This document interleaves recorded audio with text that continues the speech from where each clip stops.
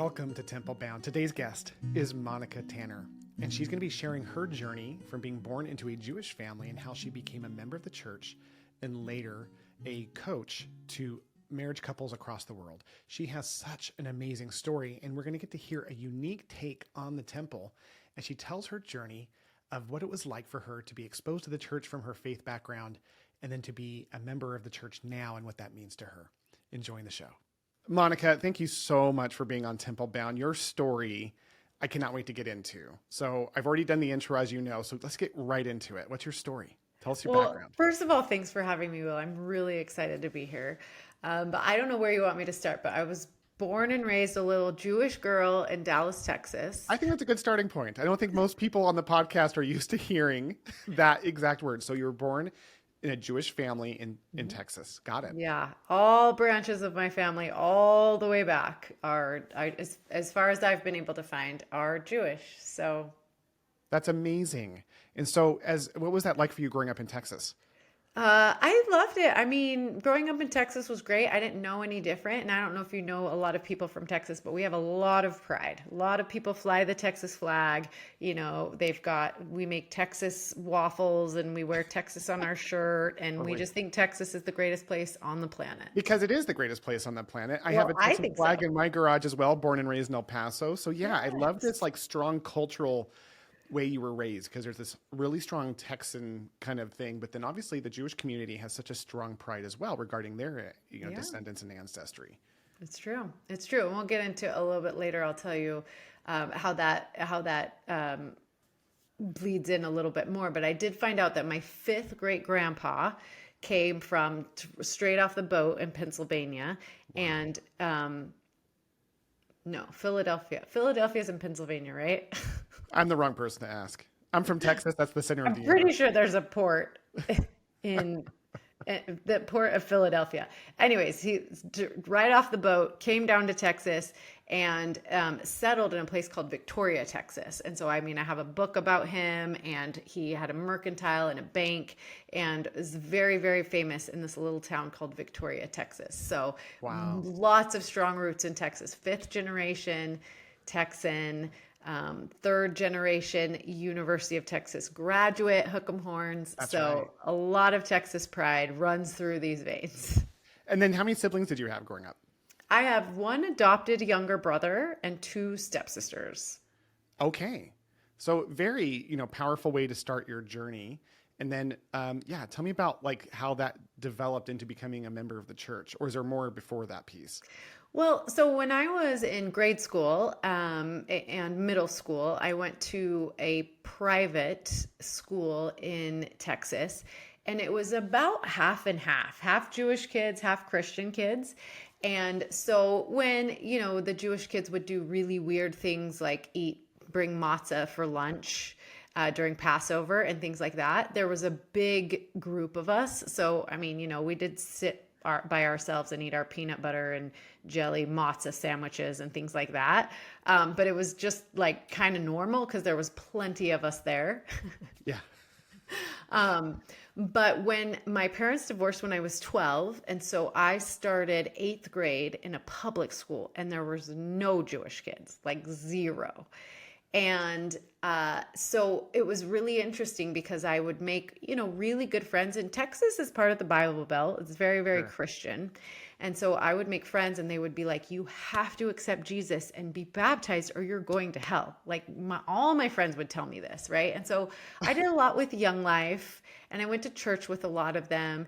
And I think I always just kind of had my reservations. Like I asked some pretty deep questions, like, what about the people that don't know about Jesus? They're going to hell? And, the answer was like, yeah. And I'm like, wait, they were sent to earth to go to hell? Like, it just didn't make a lot of sense to me.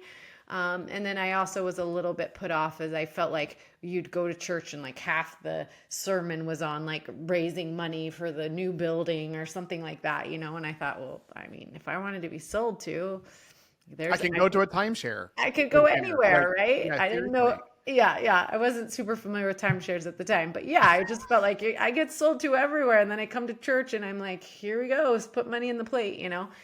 So there was just a few things I just was like, man, I don't know about this Jesus character. Like, I Well, did. I can see why. I mean, I grew up. So one of my best friends growing up was Jewish as well, Robbie Bushwald, and it was me, him, and another guy named Ryan who was a Christian Scientist. And so we just made fun of each other's religions nonstop. And it was funny Yeah. because I also got exposed to the Jewish faith very, very early, and it's something that I get it. It's such a in the Jewish faith, if I understand it correctly, there is no hell.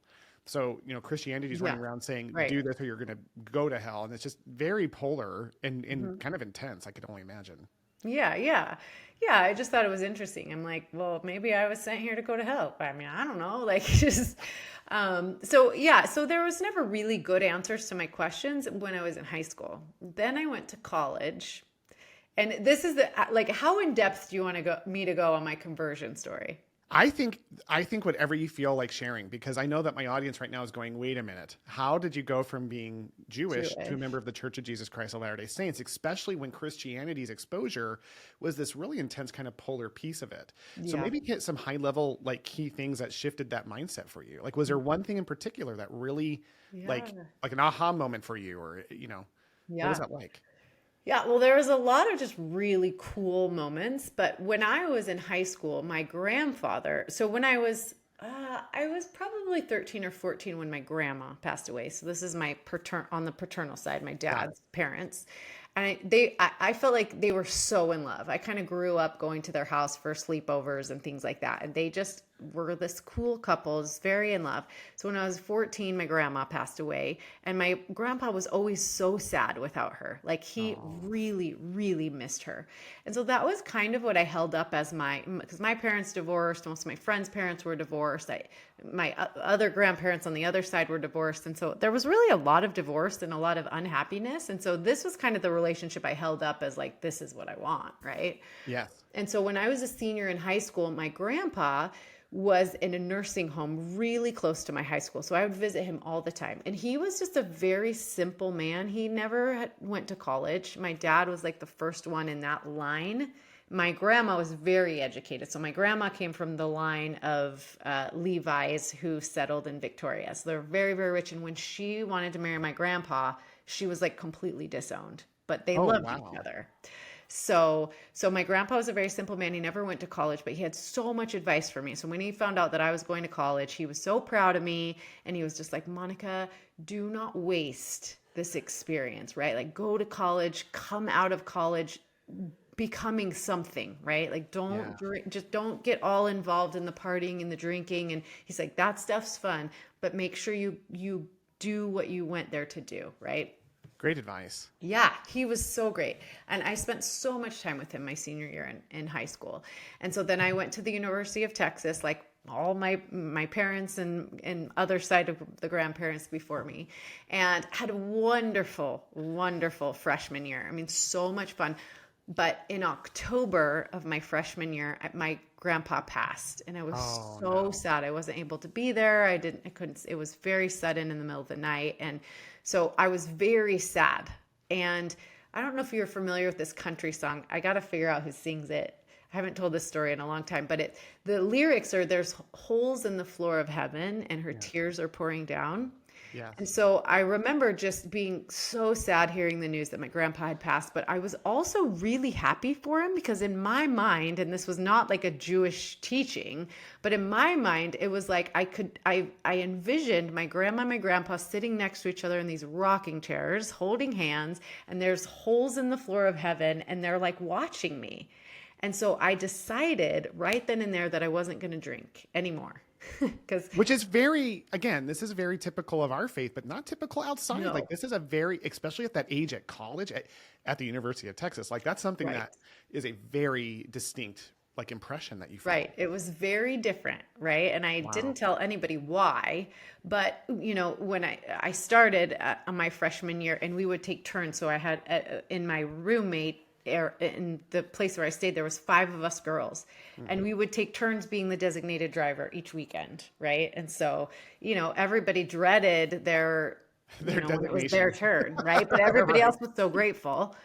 But after this experience, I was just like, I'm not 21 yet. I'm not going to drink. I will just be the designated driver. And let me tell you, that was a popularity move. Oh, Like I bet you became a cool person everyone in wanted school. to hang out with me on the weekends. Because you were their ride home. Right. Because I was a designated driver. And I cannot tell you how much time I spent holding hair back and getting people ready for bed and people cussing at me because I'm ripping them away from this boy that I know is going to date rape them. And I'm just like, you're coming home with me. Like, so I was very popular, but anyways, I would go to these parties, and the University of Texas is huge. Yeah. But I would go to these parties, and a lot of times there was this guy there, and he was this good-looking kid, and he also wasn't drinking. And so we would stand in the corner of the party, and we would drink our water, and we would just laugh at our friends. And at the end of the night, we would gather them all up. We both kind of had this in common, and take them home safely, right? Wow. And so I would see him all over the place all the time. And it was so weird. Because it's a massive campus. Like, this is like running into someone in a city. Right, right. So the odds of doing it more than once at multiple parties was very strange. Yeah. And we never like collaborated or anything. It was just like, we'd see each other and be like, oh my gosh, hey, how's it going? Right. And we would do our thing. So that was like my freshman year of college. So at the end of my freshman year of college, my roommates all went home for the summer, and I got a job as an RA. And so I stayed for the summer, and I took classes, and I was pre-med. And the way my schedule worked is I would get up in the morning, and I would spend the morning in the NICU recovery room. So I would see these little kids as they would come out of surgery, these babies, and they'd be coming down off the anesthesia, and they'd be very upset. And so my job was just to help. Like I would, oh my gosh, go hold the babies, or if you could, or whatever. Yeah, anything that I could do to just be helpful in that infant recovery room. And then I would have lunch, and then I had these 2 classes, medical terminology and anatomy or something else, right? And that was my day.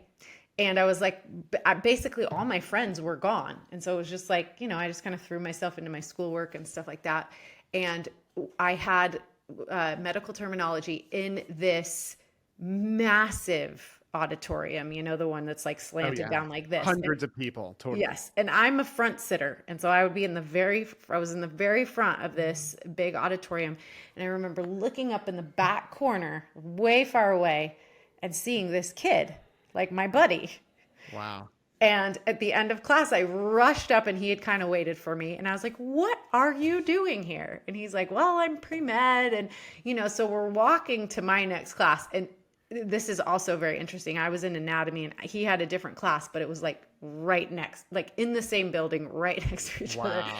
So what ended up happening is we're like talking about our schedules, and he was interning with a surgeon that he was doing surgery, like getting to watch surgery on these babies that I was then getting in the infant recovery room. Your lines are overlapping in like 4 different domains, like right, completely not random. I mean, it's right, so it's a God thing. Randomness looks so almost intentional. Right. I certainly don't think there's any coincidences here, right? So what we would do is we would work in the hospital in the morning, then we would have lunch together, and then we would go to our classes, and then we would study. And that was like a month or so of the summer. And so we got really, really close. And then, so every summer we would do a family reunion in this little place called Frio, Texas, a little nowhere place. And it's just the little river. And my family would just basically drink beer and float in these inner tubes down the river. I'm sure you've seen it. Oh, yeah. There's an inner tube for the beer cooler. Oh, totally. That's all you're doing is just drinking beer and floating down the river. So this would be the first time that I would be driving there without my family, and it was like a 3-hour drive or something from Austin. And my dad was like, I need you to invite a friend. Like, I don't want you doing this drive on your own. And I was like, well, I only have one friend here, and it's a boy. And my dad's like, even better, invite him. It'll be great. So I invited him to this family reunion. And it was crazy because on the way there, he's basically talking to me about, here, let me start first. I think we went on a kind of a date before that. And I remember him telling me about his high school experience where he went on these group dates. Yeah. and he didn't drink. It was the first time I knew that. I mean, I knew he didn't drink because I'd experienced that, but like he was saying that, you know, he didn't drink, he didn't smoke, he didn't do drugs. Like he was really close with his mom, like all this weird stuff. And I was like, this is very odd.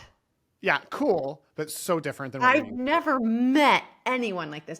And part of that was he wasn't going to have premarital sex. And I remember thinking like, to. Who what is this guy? planet like does a boy like this come from? Like I just couldn't believe it. Like it was Wow. very, very strange. And I'd never met anyone who like had these values like this. Was it attractive or off-putting? Like, what was that for you? It was very attractive, but I just thought, I mean, you're a good looking kid. I mean, you could definitely be bagging babes anytime you want. You know, I just like, it was just weird, like just Yeah. And weird here to he is hear being it all so direct. together. Yeah, yeah. And he's super like kind and super into you, which is so great. Yeah. Oh yeah. He really liked me. He kept, during finals of my freshman year, he kept asking me out on a date and he wanted me to go with him because this is going to date me. But Finding Nemo was coming out.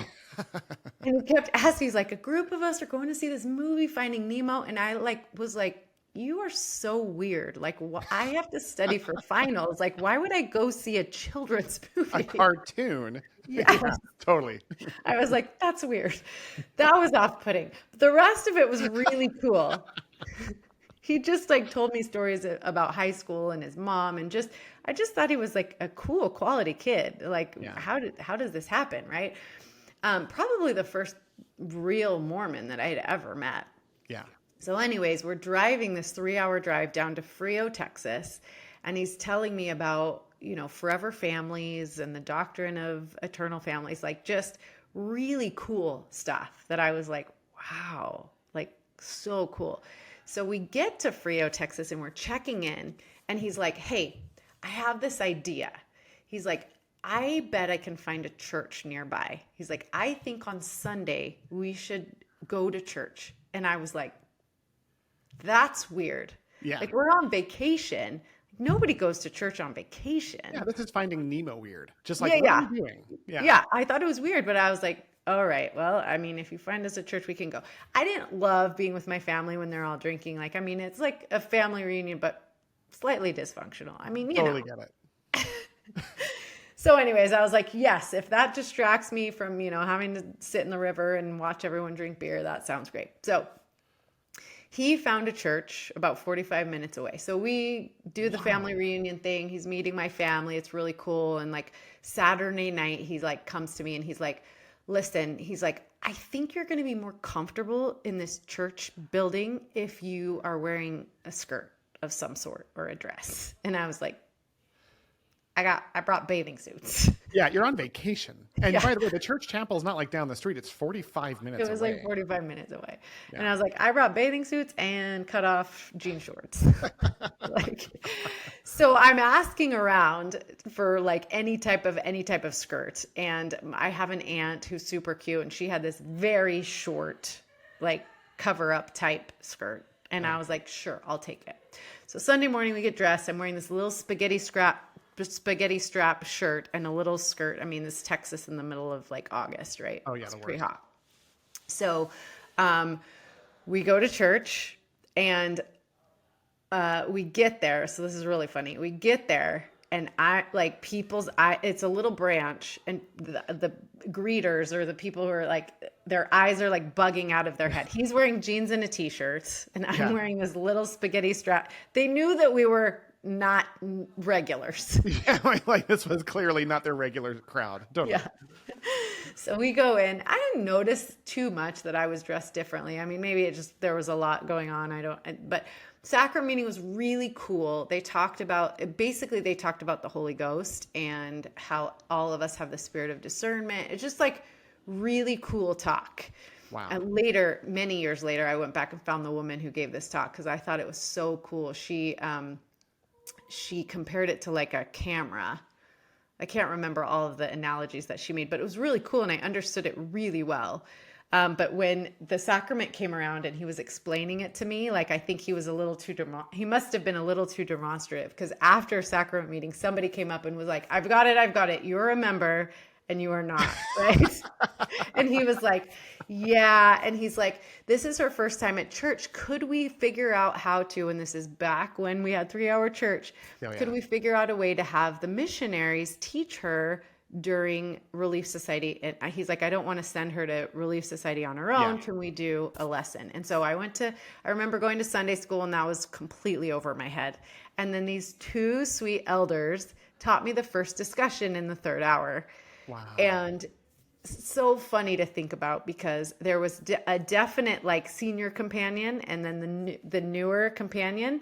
And this is back when they memorized the discussions, right? yeah. And this kid had such a hard time remembering what he was supposed to say. And so he's like stuttering through like a script. Yeah. And he's just And I was like, man, I must have been so distracting to this poor kid, I'm sure from Utah, who had like never seen anyone dressed like this before.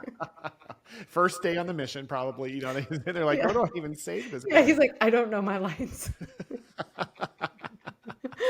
But it was great. They gave me a Book of Mormon. They highlighted it up. We went back, and he kind of taught me about keeping the Sabbath day holy on the way back from church. And so I was like, cool, let's do it. So we made lunch for my family, and they came in from swimming and stuff. And we had lunch, and my stepsisters were Methodist. And so like after lunch, my stepsisters, and Donnie is his name. I've never told you his name. Yeah, Donnie. Had this incredible discussion about scriptures in the Bible. And I was like super impressed that he knew all these scripture references, and like, they were asking him tons of questions about church, and he was, answering them, and they're flipping through the scriptures. And I thought, wow, that's impressive and cool, right? Yeah, for sure. So the weekend ends, and we go back to school. And it was like, so in the summer, there's like 2 summer semesters, so with the first semester was exactly like I described it. The second semester, he wasn't taking any classes. He was moving back to his parents, who lived like maybe an hour outside of Austin. His dad was really sick, I think. And so he was spending some time out there. And I remember it was like a Thursday. It was the Thursday after, and we hadn't really talked or anything. And I was taking a shower, and I remember thinking, I want to go back to church. Like, I think it would be like, I feel like I want to go back there.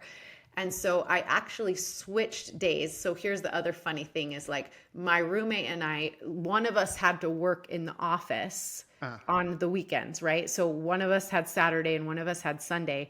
And working on Saturday was the crappy shift, because that's when all the kids are hanging out and having fun fun stuff, Yeah. right? And Sunday was like, you always wanted to be working on Sunday. So I was supposed to work on Sunday, and she was working on Saturday. And there was a big rafting trip and a big party. And I said, hey, I will switch you so I can be off on Sunday, and I'll work your Saturday, and so I can be off on Sunday. And she was like thrilled. Yeah. You're basically the coolest person in college. You're the seriously designated was. driver. You're the one working on Saturdays so that everyone else can have that Saturday Sundays, off. right? Totally. Right. Seriously, I was seriously the most popular. So I called Donnie on this Thursday evening, and I said, I think I want to go to church again. Will you take me? And he was like, yes, I will. I will come Saturday night after work and pick you up, and we will go to church with my parents on Sunday. And I was like, cool. So he picks me up in this really cool convertible car. It's like beautiful weather in Austin. We're driving out to this, I feel like it was called Dripping Springs or something. Anyways, where his parents, another branch. So a lot of pull.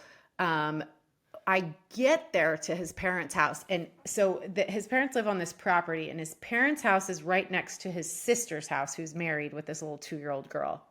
So we pull up. It's a Saturday night, and I kid you not, I was like, did we just drive into the 1950s? Like, Whoa. his mom was like, greeted us at the door. She's wearing an apron. The house smells amazing. There's this beautiful little family and this 2-year-old blonde girl who is like the center of attention on a Saturday night. Yeah.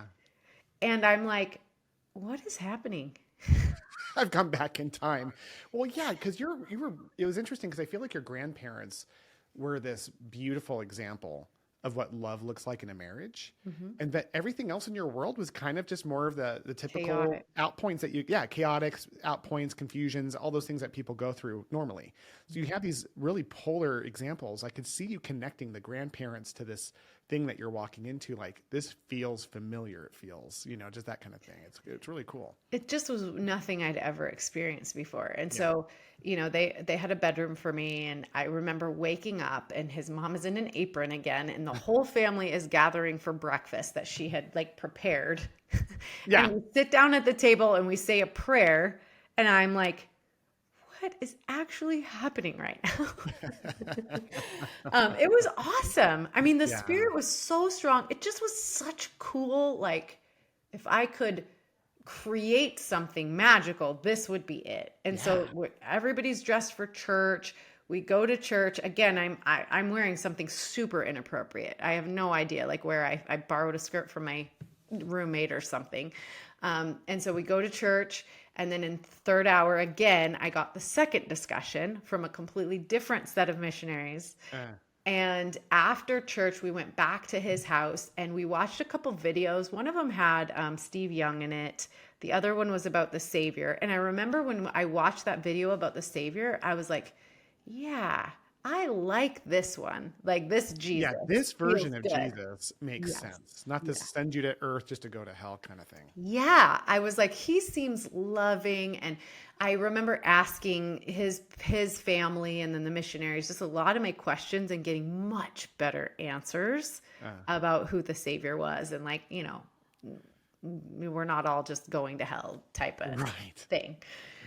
So that was really cool. And then the third Sunday, Donnie was like, I'm going to take you to the university ward. Have you been dating him by this time? Like, are you guys like romantic? I think we were kind of dating. I think we were kind of dating at this point, sort of. Yeah. Okay. So nothing like serious or committed, but you guys are mostly friends. We definitely liked each other. There was a definite attraction now. Yeah. Okay.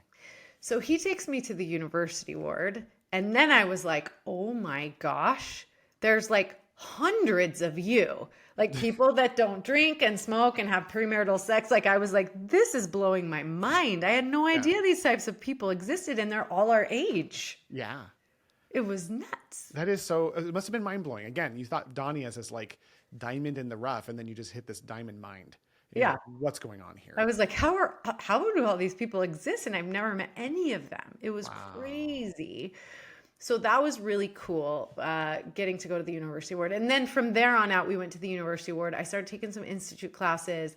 I had the most incredible institute teacher. He's very famous on the on the Education Week circuit. His name is Randall Wright. Randall Wright, yes. And he's written lots of books. And he was the institute director. And when I started my sophomore year, I was taking I was probably taking as many institute classes as I was college classes. In between every class, I would be there in the institute hanging out with Randall Wright, who was always just chilling. He basically adopted me into his family. I would do Sunday dinners at their house. Whoa. I just remember walking in and they'd be making brisket. They were super, super great brisket. Oh. And there would just be shoes in the front entryway.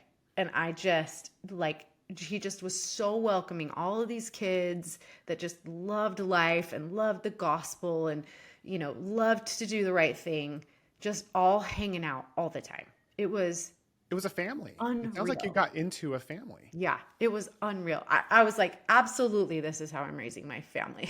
Yeah. So the very first in Frio, Texas, I had one set of missionaries. And then in Dripping Springs, I had another set of missionaries. And then I was introduced to the university elders. And that was the one who he bore his testimony to me and was unreal. And I remember thinking after he bore his testimony, I was like, I want to know what that kid knows.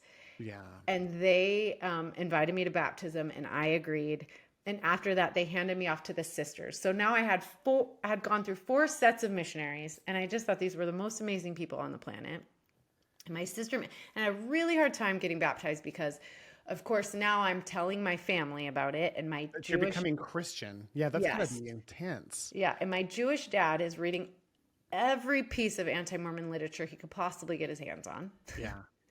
And calling me, and he's like, racism and sexism and like all of these, he's like firing all these things at me. And I'm like, Dad, I don't think that's right. Right. And like, I couldn't defend it with anything, but I do remember like firing all these questions at the missionaries. And it was difficult because my dad was chirping in one ear, and then, I knew I was doing the right thing in the other ear. And I remember my sisters said, let's fast about it. And so we did a fast, and I asked my dad if he would meet me halfway. So Austin and Dallas are 3 hours apart. So I asked him if he would meet me in Waco, Okay. halfway in between the two for lunch one Friday when I didn't have class or something. And he did, and we sat in a restaurant, and I basically just told him my experience and bore my testimony. I think my dad's biggest fear is that I was like doing this for a boy, that I was just like, And based on the anti-Mormon literature, it could be very scary as a parent to think, without having all the experiences you had, just like, wait a minute, you're doing this for a boy and you're getting wrapped up into something you don't understand. Yeah. So many cool miracles because I'm telling my dad this story, and then my dad tells me a story. That's so cool. And oh my gosh. And it all like wraps up so cool. But he told me this story about how my dad always worked out at 5 a.m. every morning.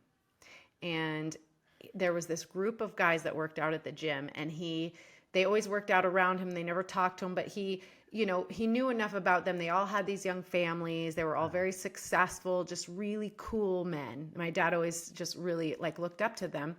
And one day one of them was like not coming anymore. Like he just was not. And so my dad like noticed his absence and went up to this group and said, "Where is this one guy who was always with you?" And they were like, he was a DEA agent, worked, and his helicopter went down and crashed. And so he's in, intensive care or whatever. And my dad said he just started praying for this man that he'd never really met.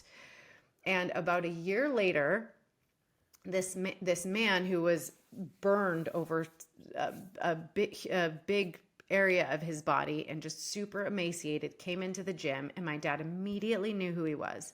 Went up to him, introduced himself, and they became workout partners. And they knew each other so intimately. They had been working out together for about a year. So this was all happening prior to this. Years in advance. Yes. Yes. And so here is this man that my dad has so much respect for and love for. And my dad's going, my daughter's in college and she's trying to join this cult, and I'm freaking out. And Matt, his name is Matt, is like, tell me about it. And so my dad starts explaining it, and he says, I'm a member of that church. I'm a returned missionary. Like, what are your questions? And so Matt starts teaching my dad the gospel. Oh, my word. So when we're sitting down to lunch, my dad said, okay, I hear you. Thank you for sharing all of this with me. If you want to get baptized, I will support you. What a miracle. Yeah. I mean, what an amazing series of events. It's so fun. As you're talking, honestly, Monica, I'm just feeling so inspired around how the Lord put so many pieces into motion over such a long period of time. Like Matt is working out. I'm not saying the accident happened for that purpose, but the atonement was used to help that purpose serve your dad in this state, so that when you had that lunch, he had this complete open mind. Like it was such a shift for him because he had his own experience, but didn't even know it. Yeah. He didn't know he was having that experience until you were doing this thing, and he's got to talk to his friend about it. Like it's just unbelievably cool how all these things were put in And motion. that they knew each other for such a long period of time and had never discussed that. This Jewish man and this Mormon man who were workout buddies. Yeah. And known each other and they know each other. They love each other. They pray for each other. Unbelievable.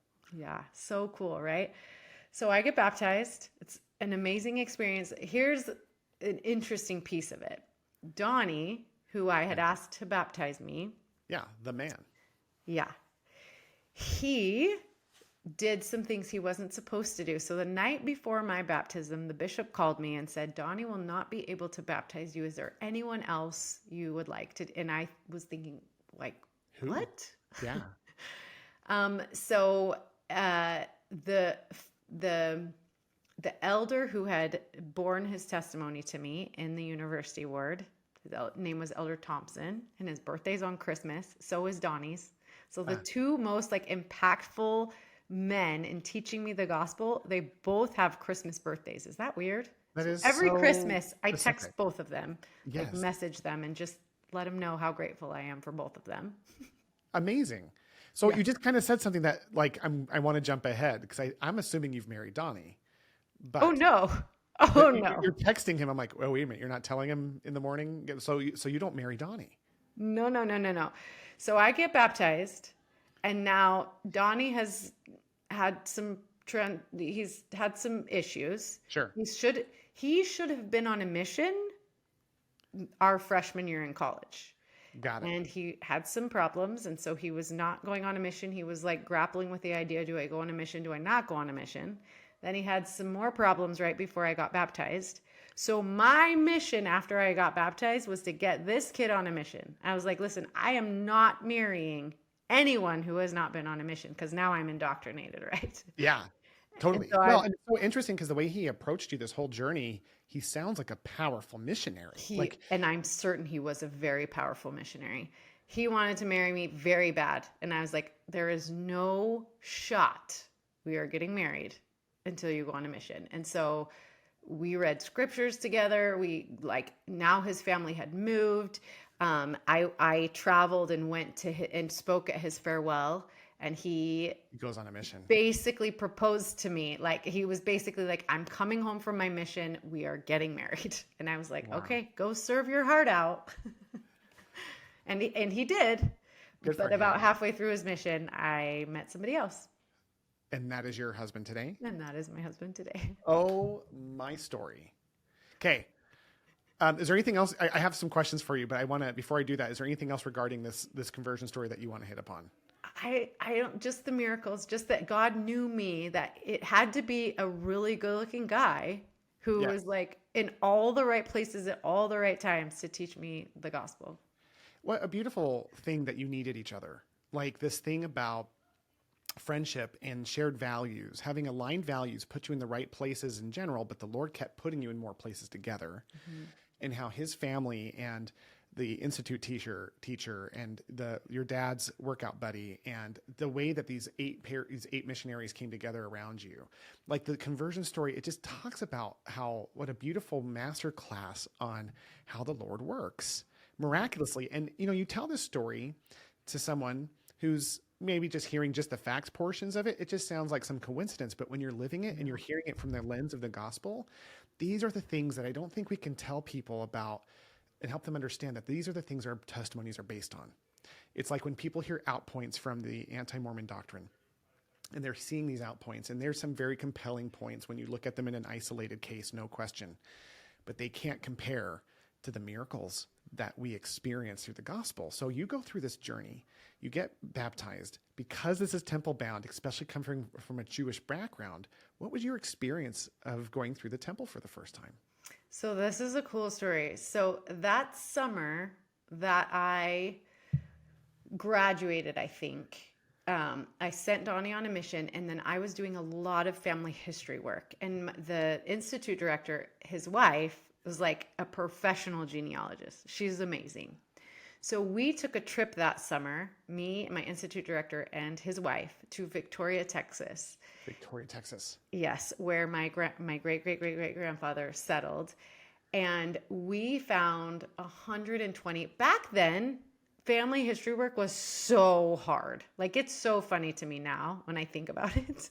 Yeah. But finding like one name on one microfiche was like Huge it deal. took months. Yeah, Yeah. it was insane. But we took this road trip to Victoria, Texas, and I kid you not, there was this little historical building and it looked closed. Huh. And so we pulled up and we were just like heartbroken. And of course, Randall Wright gets out of the car and he's like looking in the windows and he's like, no, this is where we're supposed to be. He's like, I know we're supposed to be here. And this man comes out of this seemingly closed lock building. And of course, Randall Wright's like, I have this girl with me, and her great grandfather was Abraham Levi. And this guy was like, what? I just wrote a paper on Abraham Levi. And he opens up this building and takes me inside. I have the original plans for his first house. I Oh my have like gosh. books about him settling in Victoria. I have these beautiful like letters that are written. My one of his sons spoke at a commencement ceremony at the University of Texas at Austin, and somehow I got 120 of my ancestors' names from this. We have pictures of gravestones, like all of this from this one trip to Victoria, Texas. It was Whoa. so cool. And so I'm like getting like, Goosebumps. yeah, Thinking just about it. telling you the story. So now I have all these names that I'm ready to take to the temple. And Brother Wright's like, okay, it's time for you to get ready to go to the temple. So I did. I went to my bishop and I said, I'm ready to go to the temple. And I was dating this boy, a new boy. He was the elders quorum president, and he really wanted to marry me, like really bad. And I was like, you know what?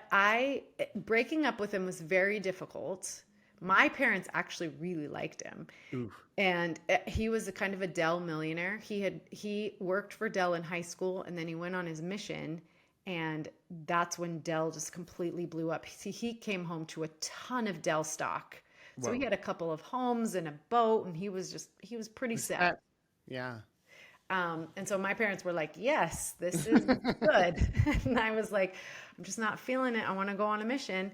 So I had broken up with him, and he was just, it was very, very difficult. Oh wait, I ruined the story. I hadn't broken up with him yet. Ah. So I get ready to go to the temple, and I'm taking these 120 names, and You haven't been through yet.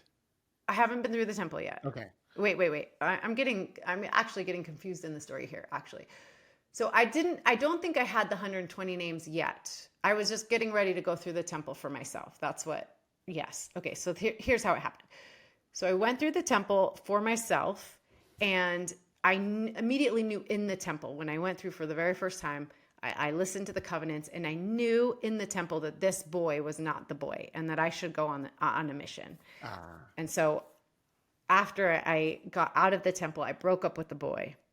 Same on your first visit to the temple, you get revelation he's not the one, and you break with him. And he was there in the temple. He came with us. What was your overall impression of the temple, by the way? It was interesting. It was neat because I had a lot of people that came with me. So there wasn't a temple in Austin. I don't think there is still, actually. Maybe there is. Anyways, but we had to go to Dallas for the temple, and a lot of the people from the singles ward there came with me. Okay. And then I had Matt and his wife, my kind of angel who, helped my dad. And then I had Randall Wright and his wife, and then some of their children. So it was like a very full session of my people. So I think of all my impressions of the temple, it was just so amazing to feel that love and support, and being there with, the people I loved most at this point in my life. Yeah. Just all there to support me. I think that was the biggest feeling I felt in the temple.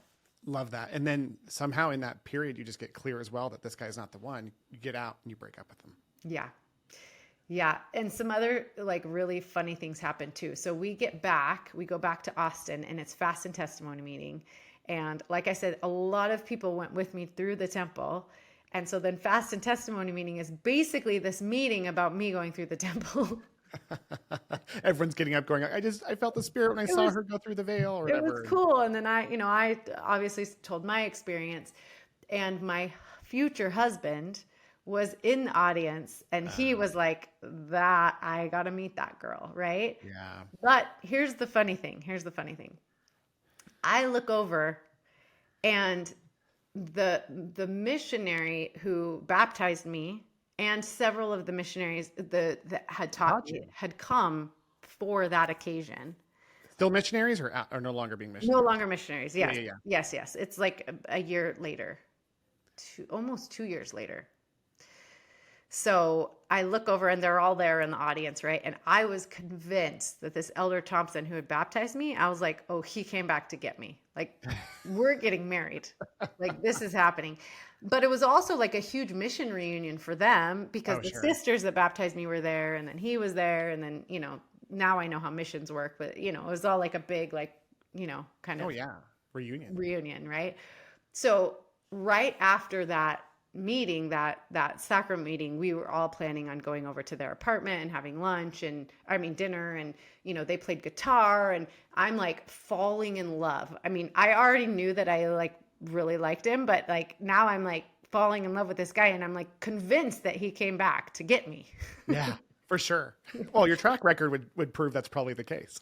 Yeah, so yeah, so my future husband was there in the audience. He saw me. He's like, I got to meet that girl. He's like trying to figure out. He tells the story really funny. He's like, I got up and I went over to the aisle, and he's like, you just walked right past me. He's like, so I had to figure out a different way. Yeah. So he's like getting his roommate to talk to one of my roommates, and he's like trying to figure out how he can meet me. But I have I'm a singular focus. I'm like, no, I'm hanging out with Elder Thompson. His first name is David. I'm hanging out with David tonight. Like I have plans, So anyways, so that was cool to have all my missionaries there. And I remember just needing help with the garment and like all those things. I'm like, how do I dress? And this is crazy. And there's static. And I don't know what I'm doing. So that was kind of that. Okay, so David Thompson and I, we went on a couple dates, and it was really cool because I got to know him as a person, not a missionary. And, I was kind of like, he's not the one, but it was like the really cool, like I was debating, I didn't know whether to go on a mission or not go on a mission. I just had this really strong impression that there was somebody I needed to meet, and that somebody was you. And, of course I was like, yeah, you changed my life. Like your testimony is what made me, whatever. So we had these really, really cool moments, but it was like not it. Yeah. So that opened the door for my husband, and he was very persistent, and he was there selling for the summer. And so for the rest of the summer, so we met, it's actually kind of funny, after an institute class. So my roommates were like, you have to meet this guy. He's really cute. He wants to meet you. And I was like, all right, if he comes to institute class, I'll meet him. And he didn't. I didn't know how summer sales worked at the time, but he couldn't. He was selling until late. But after institute, so there's institute, and then there's like the linger longer, and I was kind of looking for him, and he wasn't there. And so I was like, no, if he doesn't come to institute class, like no way. But it was his birthday. And so after that day of sales, they were having a party for him at his apartment. And girls are funny. Girls in the institute love summer sales boys, like all the Utah, Idaho guys who come to sell. Like they're it's like Christmas for them. I didn't really understand that whole thing. But my roommates are like, we have to go. They're having a party. And I'm like, no, I'm staying here with the righteous people that actually went to institute class, right? And they're like, no, you're coming with us, right? So they drag me to this birthday party. And this boy who's super cute, and he's surrounded by all these girls that I couldn't even get to him. And so, I'm like, yeah, he's really cute, but like, whatever. And I ended up talking to his brother for most of the night, who's not anything like him. But anyways, so I'm like totally ready to go. My roommates are like, okay, are you ready to go? I'm like, yes, please, let's just go home. And as we're walking out the door, he's standing at the door greeting everybody. And we start talking. And then we were talking for so long that my roommates, who had already gone out, were playing like this little game of kind of soccer. They're kind of juggling a soccer ball. Yeah. He's a soccer player and I'm a soccer player. So we go out and they're playing soccer. And so we join in the game, and then the ball goes over the pool. And so we go over, I was like, oh, I'll go get it. And he's like, I'll go with you. And so we go over the pool, we throw the ball back. We stayed there. We started talking. That was our first conversation. And then we literally talked nonstop all summer long. And that was the end. And you get married and you find the guy. Wow, what an incredible story, Monica. I love the conversion story. I love how it connects to this marriage. And just one thing that's really powerful for me is just how you're authentic. Like there's just nothing in this story you're just like, yeah, this is exactly how it was. And your whole journey, you were just so true to yourself that it ended up the best way possible with this amazing guy. What's your husband's name? His name is Ben Tanner. Ben. And you've been married now for how many years? We just celebrated on Saturday our 23-year wedding anniversary. And Yay. what's even cooler than that is our son got married on our 23rd wedding anniversary. Just this last weekend. Yeah, just like 2 days ago. Congratulations. I'm surprised we're we're doing the show together today. You Well, must be I mean, needing to it's over. recover. I'm like, whew. Well, congratulations. And you have 4 kids. Is that Yeah, 4 right? kids. Yep. Oh, that's so wonderful. So you have an interesting now, journey that you've developed this family because now you're a marriage coach and you take these elements and you tell me a little bit about the people you serve. A lot of my clients are LDS, and they actually, my specialty is kind of couples who are one or both of them are going through a faith transition, and it's really hard on the marriage. Okay. I have a lot of that. But really, it's couples who've been married 20 or 30 years. They've kind of raised their kids. They've kind of done the thing that they said they would do. And now they're at this crossroads because they haven't really been intentional in their marriage. And so they're trying to figure out, do we stay together and figure this out and work on the marriage? Or do we just cut ties here and, Start find fresh. someone who we don't carry all of this baggage with? And so really what I try to do as a coach more than anything is teach about how to be intentional in your marriage, how to keep up date nights and, keep the passion alive, make room in the marriage for both people Yes. to really thrive. So if I can keep people from getting to that point, that's ideal.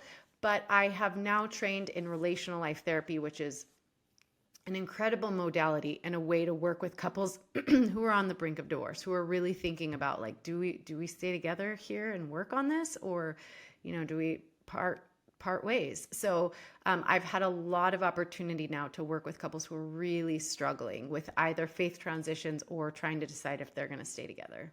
It's funny because it does all come down to faith to some degree. There's faith in the church that's causing this disconnection, or faith in each other, a lack of faith in each other and what they could be in that regard. And it's really interesting that you went into this journey. How long have you been doing this?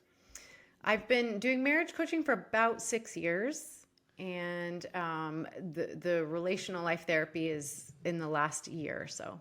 That sounds like a huge help to what you're doing.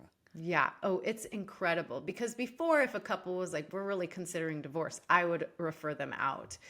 And so I felt like, but when couples are seeking counseling, usually they're pretty close to that point. And so I thought, if I really want to be helpful, I've got to learn how to deal with adultery and abuse and addiction and, getting close to divorce. So I've gotten training in a lot of those areas now. Very interesting. So really all the outpoints, someone losing their faith, someone faith transition, better said faith transitioning, because I like that language better.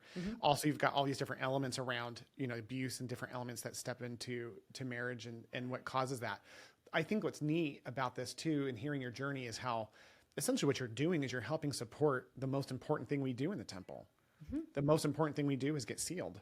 Yeah. And so many of your clients, being members of our church who've been sealed, must find a lot of comfort in your background, because you both have this really strong testimony and this wonderful conversion story, but you're also kind of outside of a typical pattern. You know what I mean? Like there's no pattern, but like in the culture of the church, there's definitely like a different path that people feel like they should be on.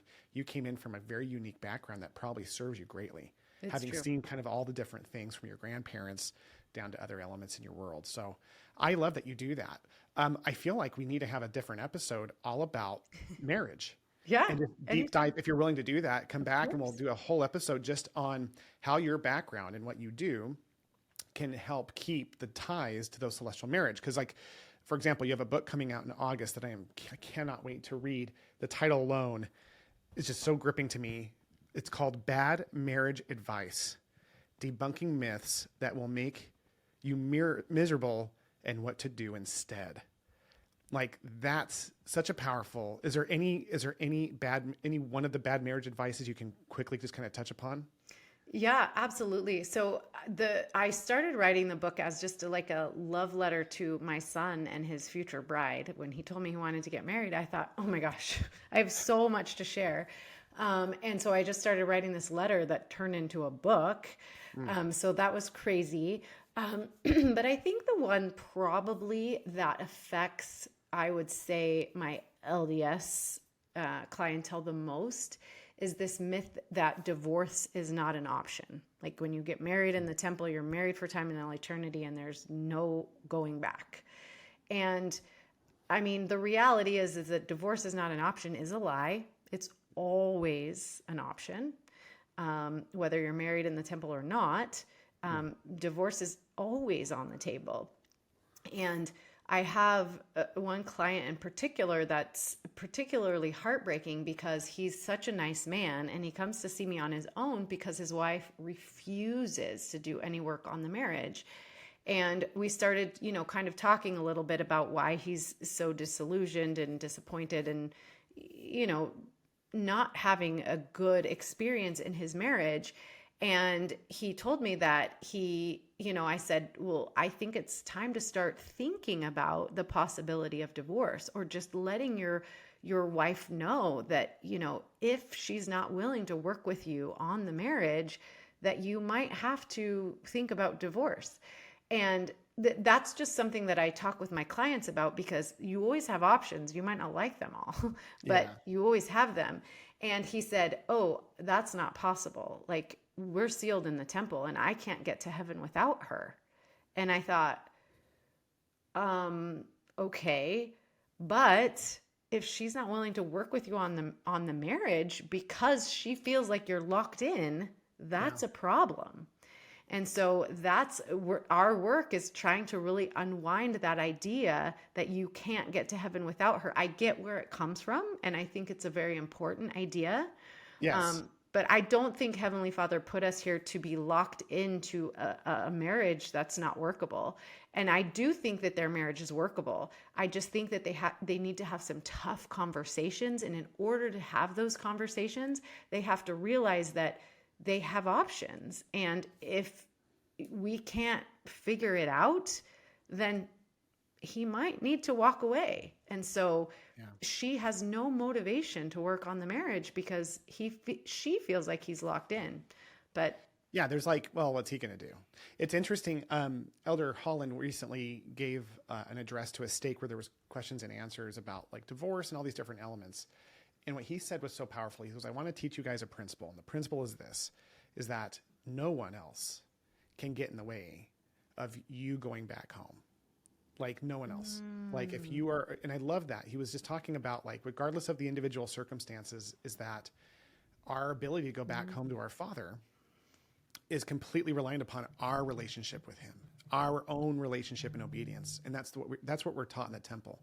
The temple, it's so interesting that people, I do like that it's a principle that we can't get there without a spouse. I think that's an incredibly useful principle because marriage and divorce get so, commonly thrown out. It's like, oh, I don't really feel this anymore. I'm out. Versus, no, I want to more having a motivation to work on it, but it's never meant to be an entrapment either. It's never meant to keep people into a connection of an unhealthy relationship. Quick story. I was a ministering brother to an older woman back in El Paso, Texas. And her husband had died. She was in her late 80s. She lived alone. It was one of those visits where you're just kind of like being there to visit with her. And she turned to me, she goes, do you really think I'm going to see my spouse again one day? And I said, absolutely. You've been sealed in the temple. You're going to be together forever. And she started to cry. She goes, I really can't stand him. I can't stand the thought of being with him. I'm terrified of having to spend more time with him. And I just said, oh, well, that's okay too. Like, I just said, that's going to work out. Like knowing what we know, you're not stuck in eternity with someone who's been abusive or miserable. So this concept, I think what you're doing is you're trying to provide that counterbalance to the idea that like, yes, we can't get there alone. However, that doesn't mean that you have to be in a relationship.